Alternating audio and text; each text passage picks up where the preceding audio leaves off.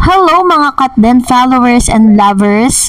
Alden Richards, si Catherine nga mismo ang kanyang tinutukoy sa kanyang latest interview matapos pong ilabas ang pagiging ideal women ni Miss Catherine. But before that, if you haven't subscribed yet to my YouTube channel, please don't forget to like, share, and subscribe at i-hit mo na rin ang notification bell for more showbiz updates.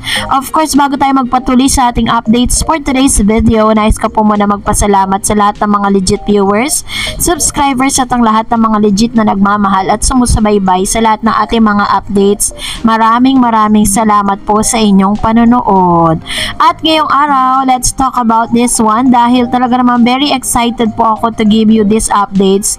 Kung hindi nyo pa po napapanood yung updates natin sa ating main channel, sa Darage channel, kung saan ay pila-pila na sila. So para po mas maunawaan nyo yan after this, after you watch this video, pwede po kayong pumunta dun sa aking channel and you can still watch po, no? Yung oo na lang talaga yung kulang ng Katden para po dito sa usaping ito. And for today, eto na, dahil usap-usapan pa rin ngayon at talagang nagiging hot topic po sa lahat ng social media platform ang ilan sa mga statement ni Mr. Alden Richards. Matapos nga pumutok yung interview na to, talagang ito po yung parang nag-confirm talaga sa lahat-lahat, no? Matapos siyang maibalita sa 24 oras, tapos na-interview po siya na nung siya po isa sa mga napili bilang ambassador nga ng isang produkto, food, no? Na binigyan pa siya ng franchise. So, dahil dito, natanong po si Mr. Alden Richards, binalikan ko lang po yung interview na to. Meron lang akong napansin talaga na gusto ko ring ibahagi sa inyo yung aking point of view with regards to this. Para po maunawaan natin yung panoorin natin. In a lot of aspects, hindi lang sa pagiging girlfriend. As a person, as a co-worker, as an actress, an ideal woman in general. That's how I would like to leave that. Isa sa mga naitanong nga kay Mr. Alden Richards if he will gonna consider Miss Catherine Bernardo as one of a girlfriend material, and she said or he said na hindi lang po siya pang girlfriend material but also siya po ay masasabing isang ideal woman para po kay Miss Catherine, Mr. Alden. Sabi niya po sa isang interview, isa sa pinakagusto niya, isa sa pinakahanap niya sa girl, kaya pala medyo piling-pili kung sino po talaga yung girl na gusto ni Mr. Alden Richards. Sabi niya po sa isang interview, game na sinagot ni Asia multimedia star na si Alden Richards ang mga controversial at mainit na tanong sa kanya. Sa latest episode nga ay hindi inurungan ni Alden Richards ang question about his mga bashers tungkol sa kanyang ideal girl, pati na pagiging sensitive and award-winning actor. Ayon po sa kapuso mati ni Idol, isa sa mga qualities nga na hinahanap niya sa isang babae o sa kanyang ideal girl ay ang big brain. So ibig sabihin, isa sa pinaka gusto ni Mr. Alden Richards yung babaeng witty, babaeng matalino at talagang kapag sumagot may sustansya yung kanyang mga sasabihin. Mas tumitingin daw siya sa taglay na talino, diskarte at panloob na kagandahan ng tao at hindi lang sa itsura nito. Kapag tumatagal ka sa relasyon, nare-realize mo na ikaw lang ang nagdadala at sunod lang ng sunod yung partner mo. Kapag hindi nakakaroon ng sariling desisyon yung partner, ang unfair naman kasi laban ito sa dalawang tao eh. So, ganun yung sinabi niya, kung ikaw lang mag-isang mag-iisip at didiskarte sa relationship, at the end of the day, mag-isa ka lang din, paliwanag niya. Sumabak din siya, no, sa mga question na talaga namang medyo kapupulutan mo ng aral talaga sa mga sinasabi niya. Kasi kung magbabasihan natin yung mga interview ni Miss Catherine, katulad po nung tinanong siya about dun sa kanyang point of view about the second chance, ito kay Miss Catherine, if you're going to read between those lines na binitawan niya, talagang very classy na parang napaka-intelligent niyang sinagot yung mga tanong na ito, diba? During the media day of movie Hello Love Again, nakasama si Alden Richards and Catherine Bernardo. Catherine Bernardo is or was asked if he would give a guy another chance at love.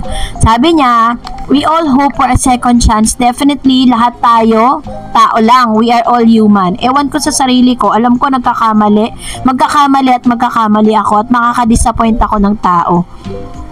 Whether intentional or not, sabi niya.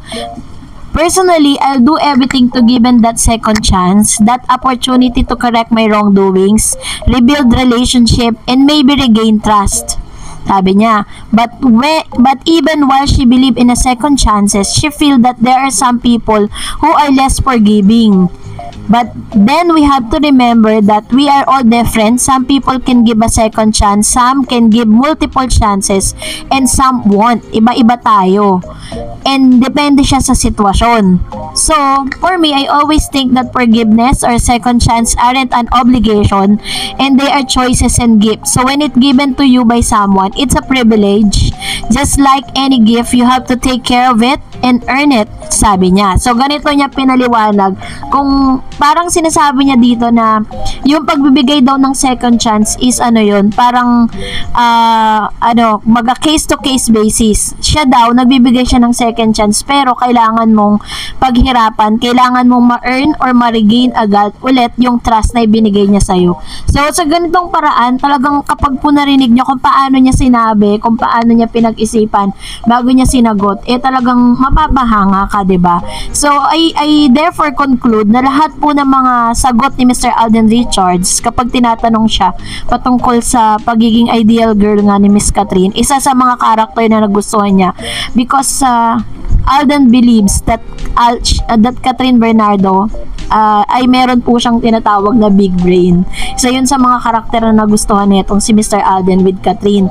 And sa pag binalikan niyo po yung mga past na mga interview ni Miss Catherine Bernardo, marami kang mapupulot at marami ka talagang mauunawaan mo kung bakit ganun yung klase ng girl na talagang ang daming mga actors and actresses na talagang gustong gusto siya, may mga nag-a-attempt na ligawan siya, and isa yan sa mga biggest character na gustong gusto nila kay Miss Catherine Bernardo.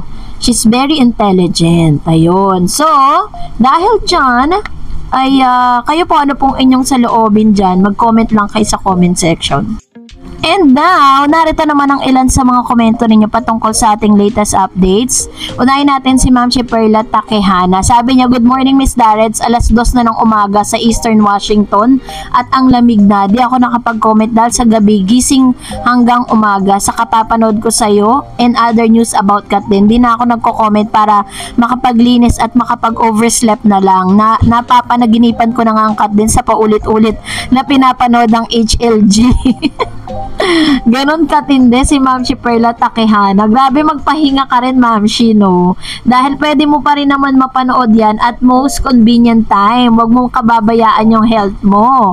And sabi niya pa, talagang itong si Alden ang nagpapalakas kay Kat sa pagtalon sa escalator. Sabi ko nga sa isang comment ko, pagsasabihan ni Kat, although marami ang nakahanga sa ginawa niya, not me, nasanay na rin ako sa safety first at sa lahat ng nagpupuyat sa Kat din. Let's drink coffee for that at hintahin na ang showing ng HLA. Ayan. So, alam ko po meron po dyan sa Washington. Pwede po kayo magpaalam for one day na break para po makapanood kayo this coming November 13, 2024 para sabay-sabay nating mapapanood. And sabi niya, Miss Darreds, alam mo ba paano maka-acquire ng copy ng Metro Magazine? I like to have copy but not reading online. I like the theme of their pictoria. Baka mamaya totohanin na ni Alden na itanan si Kat. Hindi naman siguro kasi open ang parents nila. Ang gandang team para sa movie but nobody is eloping anymore. As far as I know, ang Metro Magazine po is available sa lahat po ng like SM and pwede po kayong bumili online if you're in a Washington. Pwede po ninyong mahanap yan sa website ng Metro Magazine. Wala pa kasi silang nilalabas na date kung sabi ni Mr. Alden na sabi niya sa interview niya na ilalabas daw yung Metro Magazine nila this October. Baka po sa katapusan ng October ilalabas na nila yan. Kaya kapag po nalaman ko na kung pwede na siya, ibabalita ko sa inyo. Sabi ni Mr. Joel, kaya yung mga Katniel fans at Aldab fans, wag nang umasa sa dalawa kasi nagmamahala na yung dalawa. Sabi ni Cora Wever, nakakabighani talaga ang ngiti ni Alden Richards at Catherine Bernardo, nakaka-inlove talaga. Sino bang lalaking hindi may inlove sa mga ngiti ni Catherine? Isipin mo na lang na isang maganda, mabait at may prinsipyong pagkababae, talagang mabibighani ka na. I love you both, Kat din. Ito naman yung kanyang komento patungkol dito kay Miss Catherine Bernardo, ano. Actually talagang kung pagbabasihan naman talaga natin, nasa kanya na po yung character na gusto ni Mr. Alden eh. And kung totoo yung balita na yun, hindi dapat madismaya si Mr. Boy Abunda sa mga sagot ni Mr. Alden Richards. Mr. Alden Richards just placed himself safer with his answer. Some were indirect response but with sense and yet understandable. Let's just wait and see. Very true. 'Di ba? At sino ba namang talagang excited na tayong marinig kung ano po yung mga sinabi ni Mr. Alden dun sa kanyang latest interview patungkol po dun sa mga question ni Mr. Boy Abunda. Pero syempre, ang pinaka-best dyan is yung press conference na pinangako ni Alden. Sabi ni Miss Elena, "Hi Miss Dars, noon pa yun sa HLG interview ng unang hirit kung ano-anong impression niya kay Alden." Sabi ni Kat parang matured ang tingin niya kay Alden. Si Alden mismo nagsabi kay Kat at sa unang hirit na siya naka-tuck in at naka-long sleeve pa. Nasabi ni Alden parang tito. Doon pala yung HLA. Kasi parang sinabi nila nung first impression, yung first thing na nagkita sila, parang ganon. Sabi ni Mr. Renato Sayan, going back sa interview, first hello nila ni Kat, Alden. Wala naman ako na sense na nabaduyan si Kat kay Alden. Sinabi lang niya na naka-tuck in pero sinabing baduy. Dinagdagan pa nga ni Alden na pang mayor ang suit niya. Anyways, double time ang bashing kay Kat at Alden dahil sa pinapakita nilang sweetness sa isa't isa. Dahil dyan, lalo na attract yung mga big companies na kunin ng Kat din. Either solo or sabay silang dalawa. Meron parating just like Lazada, dalawa sila mag-i-endorso. True po yan, parating na po yan. And yung big companies na kunin ng Kat din, either solo, sabay sila, dalawa sila sabay mag-endorso. Ito pa merong Hungry Pita, hindi lang endorse si Alden, franchise owner siya. Kung hindi nga lang na-renew si Kat sa endorsement sa Shawarma Shack, baka silang dalawa pa sa Hungry Pita. Anyways, marami pang nakaambang project ang dalawa yan. Waiting lang, baka maiinggit before matapos ang promo. Thanks again Miss Darren sa update and God bless. Ayan. Sunod-sunod nga po yung mga promo na meron po ngayon si Mr. Alden Richards and Catherine. Sabi ni Ma'am si Annabel, "Good morning Miss Tareds, kahit masama ang panahon, tuloy pa rin ang chikahan.